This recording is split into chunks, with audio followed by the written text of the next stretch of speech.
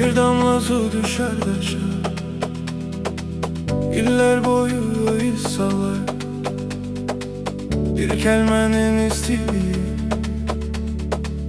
bin soyuqdan güclü olar.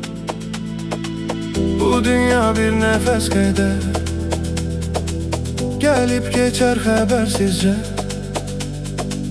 Ne yığdığın yad kalacak, ne de adın ebedi təkcə. Ne varsa ürəkdə qalır, ne varsa sevgiden doğur insan yolculuk.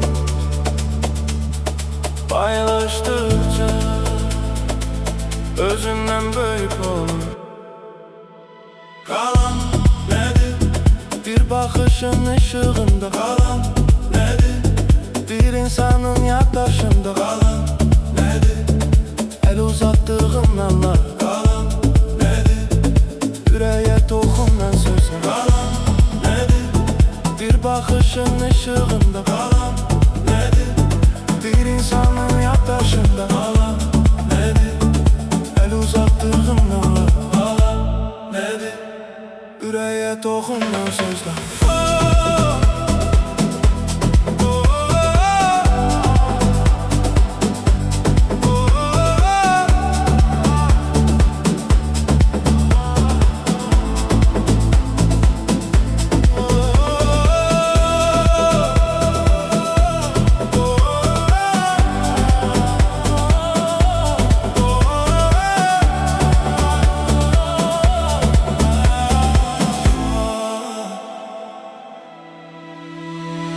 Bir ağacın gölgesinde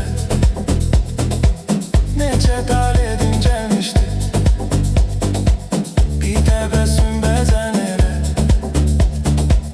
bir ömür değişmişti. Taş saraylar undular, var dövlət külə qarışar. Amma sevgiyle gürülen her yaşıl yaşaraq qalar. Sema değişər rengini, deniz çekiler sahilden. Amma mərmət izləri silinməz heç bir qəlbdə. Qalan nədir? Bir ümidin nəfəsində. Qalan nədir? Bir uşağın gülüşündə. Qalan nədir? Paylaşılan xoş xatirə. Qalan nədir? Sevginin özü sadəcə